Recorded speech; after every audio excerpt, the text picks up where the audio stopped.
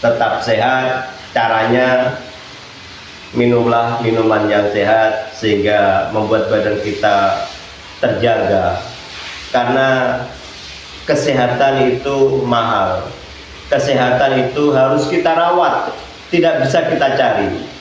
Kesehatan itu harus kita jaga. Beda dengan rezeki, beda dengan uang. Kalau uang, rezeki harus kita cari, harus kita jemput. Kalau sehat, kita hanya bisa menjaga dan merawatnya. Salah satunya adalah dengan minum herbal dari tumbuhan sekitar kita yang menyehatkan. Ini adalah air dari buah telang yang ada di sekitar kita yang warnanya biru. Enak diminum dan menyehatkan. Bismillahirrahmanirrahim.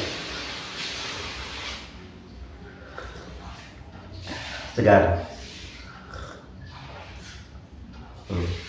Daunnya ini. Nah, kita rendam aja pakai air panas, kita minum rutin tiap hari, insya Allah menyehatkan. Demikian sahabat semua, mudah-mudahan sehat selalu. Wassalamualaikum warahmatullahi wabarakatuh.